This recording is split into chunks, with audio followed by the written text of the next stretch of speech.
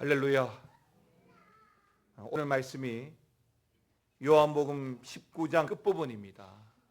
요한복음 전체가 21장까지 있기 때문에 이제 요한복음의 끝부분의 말씀이라고 보시면 되겠습니다.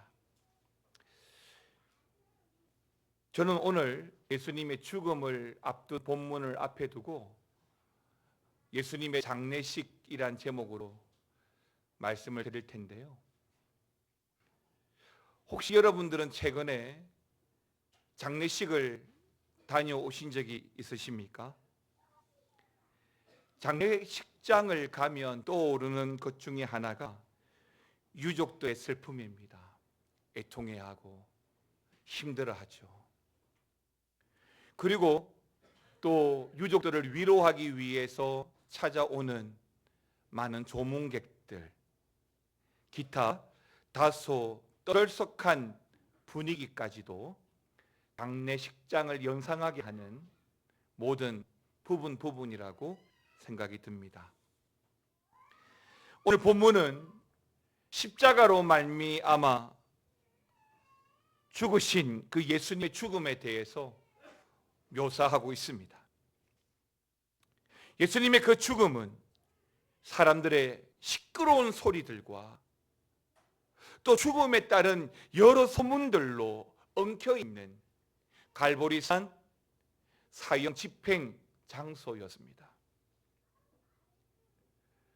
유대인들은 그 갈보리산 꼭대기에서 당연히 예수를 죽여야 했고 그 예수가 죽어야 했다고 말하고, 예수님의 제자들은 대놓고 말하지 못할지라도 예수님의 죽음을 속으로 삼키며 애도했었습니다. 공정한 법정으로 따지면 예수님을 죽음 자리로 몰아갔던 빌라도의 판결은 정말 부당했고 인권이 없던 시대이긴 하지만 그럼에도 불구하고 가족들과 예수님의 제자들은 예수님의 그 부당한 죽음에 대해서 그 법정에 억울함을 호소했을 것입니다. 때문에 오늘 예수님의 죽음, 그 죽음으로 말미암아 치러지고 있는 이 장례식은 사람들의 마음뿐만 아니라 그 죽음이 진행되는 그 과정 가운데 특별한 몇 가지의 현상들이 나타났었는데요. 성경의 기록대로 마태복음 27장을 근거로 해서 보게 되면 제6시에 온 땅에 어둠이 임했다라고 했습니다. 바로 그 순간이 우리 예수님이 숨을 거두신 순간입니다.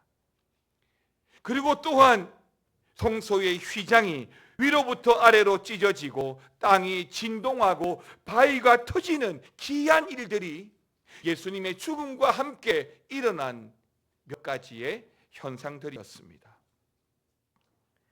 이처럼 우리 예수님의 죽음은 그 과정이나 또 나타난 그 현상들, 그리고 그 죽음을 대하는 사람들의 그 마음 자세가 평범한 우리 같은 보통 사람들의 죽음을 앞두고 갖게 되는 예와는 전혀 다르게 진행되고 있다는 것을 우리가 쉽게 미루어 짐작할 수 있습니다. 이렇게 혼란스럽고 시끄러운 죽음의 과정을 통해서 우리가 예상할 수 있는 오늘 예수님의 그 장례는 세상 그 어느 장례보다 가장 외롭고 가장 혼란스러운 장례라고 할 수 있습니다. 무용고 죽음을 당하신 분들이 있습니다. 가족도 없고 말 그대로 용고가 없죠. 이런 분들이 죽게 되면 시에서 죄송합니다마는 처리를 합니다. 장례식은 없죠. 죽음이 확정되면 시에서 승합차 한 대를 보내어서 곧장 화장을 하고 그 째는 산 모퉁이 어딘가에 뿌려지는 겁니다. 쓸쓸하죠. 외롭죠. 그러나 그런 무연고의 죽음을 당하신 분들은 그저 외롭고 쓸쓸한 죽음을 당했을 뿐입니다. 그러나 오늘 예수님의 장례는 거기에 특이한 한 부분이 더 있죠. 굉장히 혼란스럽습니다. 굉장히 시끄럽습니다. 우리가 터키 구호 헌금에 대해서 좀 전에 말씀을 드렸는데요. 터키에 일어난 대지진으로 말미암아 약 5만 명 이상의 엄청난 사람들이 죽었습니다. 집안에서 가족과 함께 있던 한 가족들이 그 지진으로 말미암아 한꺼번에 참변을 당한 분들도 많습니다. 그런 가족들 같은 경우는 장례식장에 상주로서 그 죽음을 맞이하는 가족이 없죠. 또 갑자기 교통사고로 말미암아 죽음을 맞이하게 되면 그 장례식장의 분위기는 당혹감, 또 준비되지 못한 오열로 장례식 내내 그렇게 진행될 것이라는 것을 우리가 충분히 예상할 수 있는 것처럼 오늘 본문에 기록되어진 우리 예수님의 장례는 사실은 유대 민족에 의해서 극단적으로 결정되고 선택되어진 처형에 가까운 죽음이었기 때문에 그렇게 극렬하게 반대하던 유대인들을 의식해서 누구 하나 예수님의 죽음 앞에 반대하는 사람 한 명 있을 수 없었고, 또 예수님의 죽음 이후에도 내가 예수의 제자이기 때문에 예수님의 시신을 거두겠다, 예수님의 장례를 치르겠다 라고 말할 사람 하나 없었던 것은 어쩌면 너무나 당연해 보입니다. 모든 유대인들이 그렇게 극렬하게 반대하고 있고, 또 대부분의 참석한 군중들도 예수님의 죽음을 원하는 상태에서 과연 누가 내가 하겠습니다 라고 나설 수 있을까요? 때문에 오늘 본문에 기록되어진 예수님의 죽음 그리고 그 장례는 너무나 쓸쓸하고 안타깝고 또 외롭게 진행될 수밖에 없었습니다. 우리들은 오늘 본문에 이러한 상황들, 다수의 유대인들, 그 군중들, 한마디로 군중 심리라고 말할 수 있겠습니다. 모든 사람들이 다 하면 나도 해야 되는 거죠. 모든 사람들이 안 하면 나도 하면 안 되는 거죠. 모든 사람이 같은 옷을 입으면 나 혼자 다른 옷을 입을 수 없는 것과 같은 것입니다. 그래서 모두가 다 하는데 나만 안 하면 뭔가 잘못된 느낌이 드는 거죠. 모두가 예수를 죽이라 하고 예수가 죽은 것이 당연하다고 말하는데 나 혼자 아니라고 말하고, 나 혼자 그 예수님의 죽음을 슬퍼하고 장례를 치른다라고 하는 것은 사실은 그 죽음의 현장에서는 불가능에 가깝다라고 할 수가 있는 것입니다. 미국에서는 이런저런 이유로 폭동이 자주 일어납니다. 그런데 한번 폭동이 일어나면 이상하게도 너나 나도 할 것 없이 선량한 사람들조차도 가게나 가전제품 코너에 들어가서 식료품을 약탈하고 TV를 약탈하고 노트북을 약탈하는 일들이 폭동 때마다 벌어지는 겁니다. 왜 그럴까요? 여러 사람들이 그렇게 하니까 나도 모르게 그렇게 하는 거예요. 또 뭔가 나만 안 하면 괜히 손해보다는 느낌도 들기 때문이고, 한꺼번에 여러 사람들이 나쁜 짓을 하게 되면 경찰도 어찌하지 못하겠지 라고 한 방어 심리도 작용하기 때문입니다. 그렇습니다. 사랑하는 성도 여러분, 이렇게 대중에 휩싸이게 되고 군중 심리에 휩싸이게 되면 나쁘다는 말, 아니 나쁘다는 판단, 분별력을 잃어버리게 됩니다. 그 다수의 대중 속에서 나 혼자 속불장군으로 신앙을 지킨다라고 하는 것은 정말 쉽지 않을 것입니다. 세상에 어울려 살아가다 보면 신앙을 지키기가 쉽지가 않죠. 더군다나 나랑 아주 가깝게 어울리는 친구들이 주일마다 여행을 가고 주일에 약속을 한다고 하면 괜히 내가 죄인이라는 생각도 들고 미안해지는 마음도 가지게 되고, 그런 것들이 쌓이고 쌓이다 보면 결국에는 주일 예배 자리도 비워둔 채 어느 순간 나는 세상의 어느 한 자리에 앉고 있을 것입니다. 여성분들에겐 좀 그렇지만 2차 대전 때 독일의 히틀러가 이렇게 말했습니다. 대중의 심리는 여자와 같다. 그러니까 집단적인 공동체에서의 그 행위는 자신의 능력이나 욕구보다는 대중적인 이해관계가 그 바탕이 된다는 거죠. 그래서 때로는 이러한 집단적 행동의 그 과격하게 표출되는 것이고, 그 멤버 구성원조차도 그 책임의 한계를 벗어난 행위에 대해서 제대로 인지를 하지 못하는 경우가 일반적이라는 것입니다. 그러니까 데모를 하는데 앞에 서서 주도하는 사람 몇 명은 그 데모의 이유와 목적에 대해서 분명히 알고 있지만 대다수의 사람들은 그냥 막연하게 군중 심리에 의해서 동참하게 된다는 것입니다. 이제 이러한 말씀을 전제로 해서 예수님의 장례식, 오늘 말씀의 은혜를 함께 나누겠습니다. 첫 번째, 우리가 오늘 본문의 말씀을 통해서 좀 유념해서 보아야 할 사람이 있습니다. 바로 니고데모와 요셉입니다. 말씀드린 대로 오늘 본문에서 예수님의 장례식은 매우 외롭게 쓸쓸하게 진행되어야 했을 겁니다. 왜냐하면 여기서 누구라도 예수님의 편을 들어서 당시의 문화대로 곡을 하면서 장례를 치르겠다고 하면 모든 유대인들의 위협과 따돌림을 당해야 하기 때문입니다. 그래서 예수님의 장례식은 어떤 장례식보다 쓸쓸하고 외롭고 가슴 아픈 장례식이죠.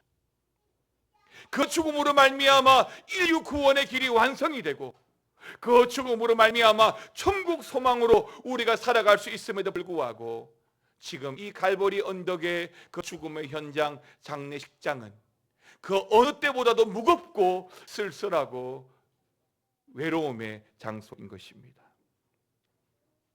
물론 오늘 본문에서는 공회원이었던 아리마대 사람 요셉이 나서긴 했지만 어쩌면 묻힐 곳을 구하는 것조차 굉장히 어려웠을 것이고, 실제로 이 아리마대 요셉이 나서기까지는 예수님의 시신을 모실 무덤조차 준비되지 않았을 수도 있습니다.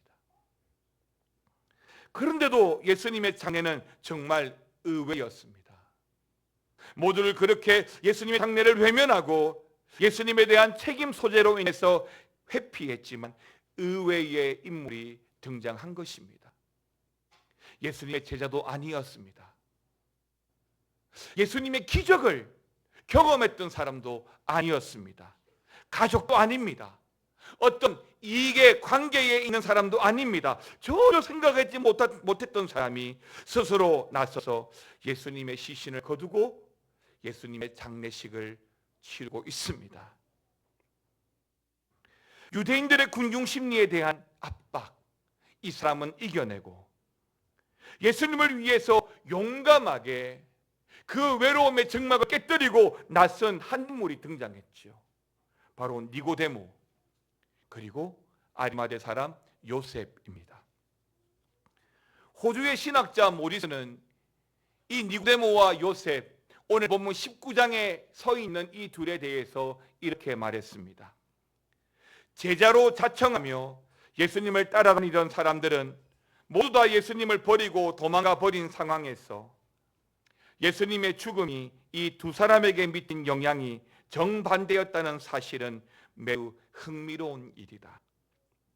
이제 예수님과의 관계를 내세워 본들 전혀 득이 될 것이 없는 상황 속에서 이 둘은 자신들의 제자된 모습을 과감히 드러내고 있다라고 주석을 했습니다. 우리가 아는 대로 니고데모 역시 국회의원, 공회원이었죠. 그는 요한복음의 앞부분에 등장한 것처럼 처음에는 사람들의 눈을 의식해서 예수님을 찾아와 대화하고 싶었지만 아무도 없는 한밤을 이용해서 예수님을 찾아오고 거기서 중생에 대해서, 거듭남에 대해서 깊은 고민을 나누었던 사람입니다. 또 한 사람, 아리마대 사람 요셉도 조금 전 말씀드린 것처럼 역시 국회의원, 사내들인 공회원이었죠. 자신의 사회적 신분이 있습니다. 종교적인 신분이 있습니다. 그래서 38절 말씀처럼 자신이 예수님의 제자라는 사실을, 그리스도인이라는 사실을 숨겨왔지만 결국 예수님의 죽음을 보면서 내가 치러야 할 대가를 가감하게 치르기로 결심하고 예수님의 시체를 가져와서 예수님을 장사한 사람입니다. 오늘 본문 38절 말씀을 다 같이 읽겠습니다. 아리마대 사람 요셉은 예수의 제자이나 유대인이 두려워 그것을 숨기더니 이 일 후에 빌라도에게 예수의 시체를 가져가기를 구하매 빌라도가 허락하는지라 이에 가서 예수의 시체를 가져가니라. 아멘입니다. 그러니까 이 두 사람, 니고데모와 아리마대 사람 요셉은 예수님의 그 명예를, 그 마지막 명예를 지키기 위해서 자신들의 그 개인적인 명예를 위험에 내맡겼다라고 할 수가 있는 것입니다. 상당한 사회적 지위를 가지고 있는 재력가, 정치가로서 사실 믿음의 원 밖에 있었던 이 요셉과 니고데모는 바로 이 장례식으로 말미암아 참된 제자도의 원 안으로 성큼 들어가 믿는 성도들의 공동체에 비로소 온전히 합류하게 되어진 것입니다.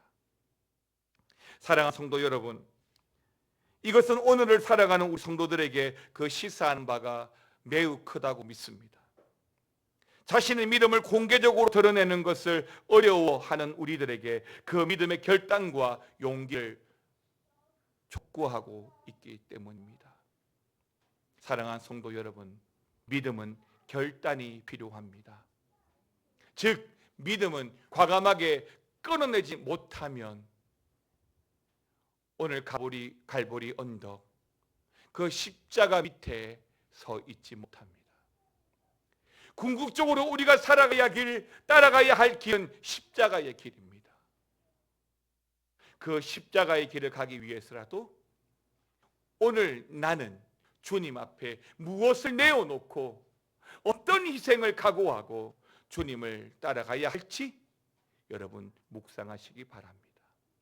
두 번째는 여러분 믿음의 연호가 되십시오. 사랑하는 성도 여러분, 여러분은 예수님의 죽음 앞에서 무엇을 할 수 있을까요? 세상은 다수라고 하는 말, 군중심리라고 하는 그 무기를 들고 와서 오늘 우리들에게 으름장을 놓고 있습니다. 세상이 원하지 않아. 사람들이 예수를 죽이라고 해. 너 혼자 열심히 믿는다고 뭐가 됐어? 적당히 믿어. 적당히 타협해. 성경을 봐봐. 제자들도 다 떠났어. 이런 세상의 현실 앞에서 우리는 니고데모와 요셉의 그 진지하고 올곧은 믿음의 자세를 기억해야 할 것입니다. 모두 떠났고 또 나에게 손해가 날 것 같다고 하더라도 우리가 믿음을 붙들고 해야 할 일이라면 내가 선 그 자리에서 묵묵하게 그 믿음의 길을 선택하고 살아가야 될 줄 믿습니다. 찬송가 94장처럼 주 예수보다도 귀한 것은 없네. 이 세상 부귀와 바꿀 수 없네. 영축을 내 대신 돌아가신 그 놀라운 사랑 잊지 못해. 예수 밖에는 없네. 이런 신앙으로 살아가야 할 줄 믿습니다. 저는 이번 주에도 한 장례식장을 다녀왔는데요, 장례식장을 가보면 조문객들이 참 많습니다. 어떤 사람은 오랜 절친인데 갑작스런 죽음에 너무나 슬퍼하고 진심으로 조문합니다. 또 어떤 사람은 그 유가족들의 슬픔을 자신의 슬픔인 것처럼 여기고 안아주고 위로합니다. 반면 또 어떤 조문객들은 마치 와서는 안 될 것처럼 또 누군가의 눈에 띌까 봐 아무도 없을 법한 시간에 찾아와서 조용히 인사만 하고 돌아가는 사람도 있습니다. 그러나 오늘 본문에 기록된 예수님의 장례식은 어떻습니까? 그리고 여러분은 어떤 조문객의 모습으로 오늘 우리 예수님의 죽음을 보고 있습니까? 불청객입니까? 아니면 의무감으로 와 있습니까? 아니면 주님의 마음, 사랑하는 마음, 자원하는 마음으로 참여하고 있습니까? 예수님의 죽음은 결코 부끄러운 죽음이 아닙니다. 예수님의 장례는 몰래 찾아가서 인사만 하고 부조만 하고 돌아오는 죽음이 아닙니다. 왜요? 그 죽음이 오늘 우리를 위한 죽음이기 때문입니다. 그 죽음이 저와 여러분 그리고 내 가족의 생명, 우리 미아중앙교회가 존재하는 이유가 되는 죽음이기 때문입니다. 예수님의 죽음을 바라보며 그 장례식과 그 애도식의 처음과 마지막을 우리가 담당하는 책임 있는 그리스도인으로 살아가시기를 바랍니다.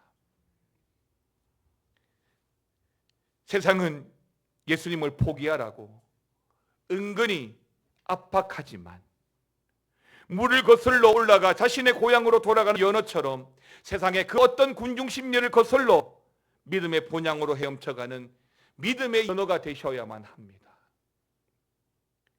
예수님을 위해서 우리가 해야 할 일들은 반드시 해야 하는 것이고 바로 그 일을 두려움 없이 담대하게 선택하고 실천하고 살아갈 때 우리는 어느 순간 십자가의 길 위에 서 있는 것을 알게 될 것입니다.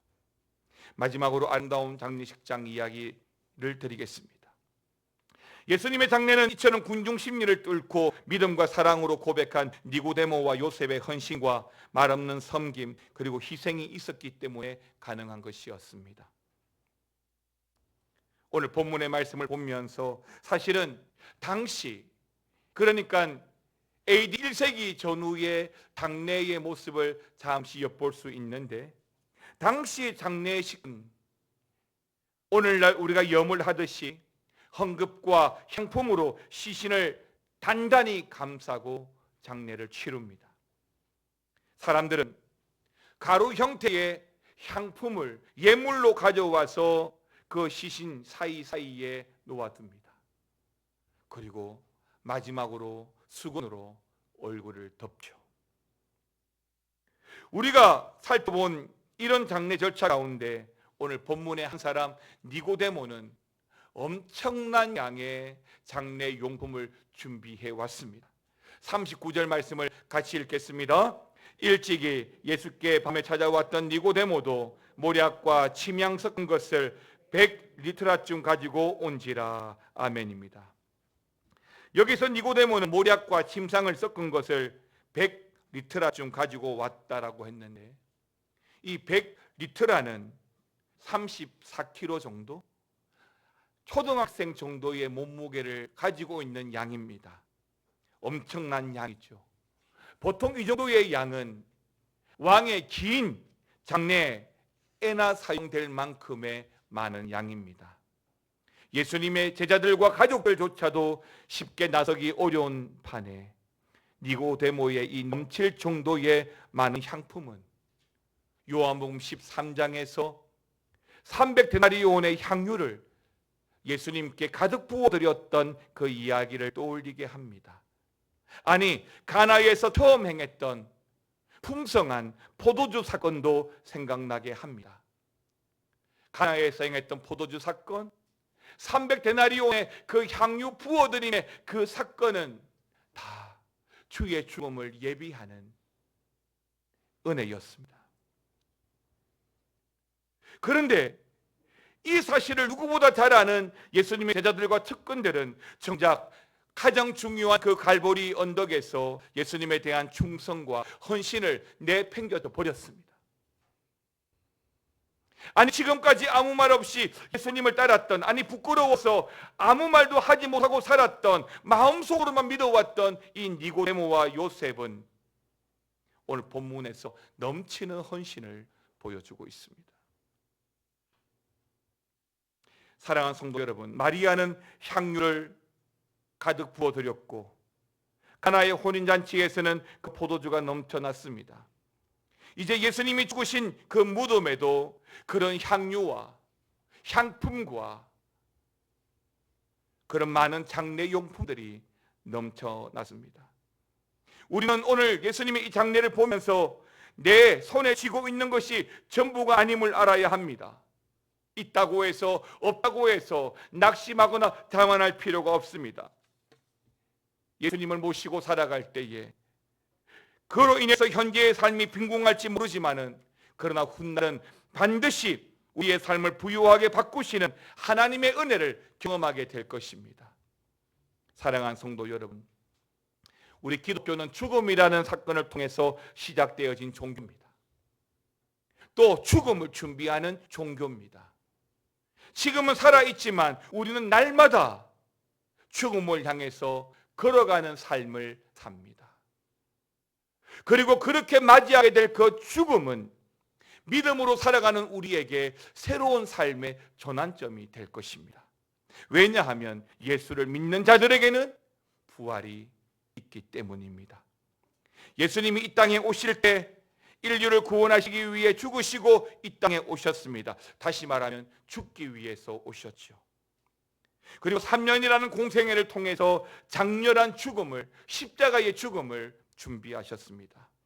그런 점에서 우리도 언젠가 맞이하게 될 죽음을 남은 인생을 통해서 준비하며 끝까지 십자가의 길로 한 걸음 한 걸음 걸어가는 인생이 되어야 할 것입니다.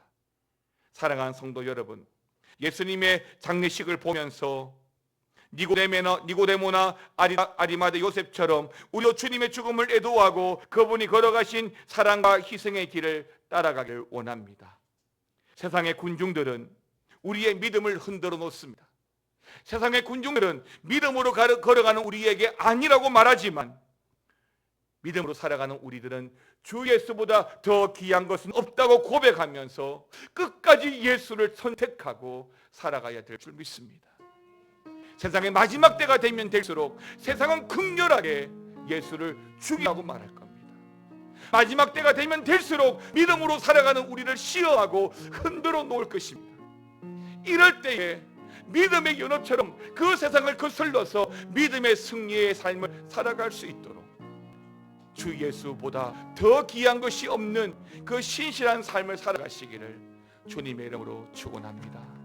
찬양하겠습니다. 나 무엇과도 주님을 바꾸지 않으리. 다른 어떤 은혜 구하지 않으리. 오직 주님만이 내 삶의 도움이시니 주의 얼굴 보기 원합니다. 다시 한 번 더 나 무엇과도 주님을 바꾸지 않으리. 다른 어떤 은혜 구하지 않으리. 오직 주님만이 내 삶의 도움이시니 주의 얼굴 보기 원합니. 우리의 고백 가운데 주님 사랑해요. 온 맘과 정성 다해 하나님의 신실한 친구 되기 원함. 다시 한 번 더 주님 사랑해요. 주님 사랑해요. 온 맘과 정성 다해 하나님의 신실한 친구 되기 원합니다. 주 예수, 주 예수보다도 귀한 것은 없네. 이 세상 부귀와 바꿀 수 없네. 영축을 내 대신 돌아가신 그 놀라운 사랑 있지. 다시 한 번 더 주 예수, 주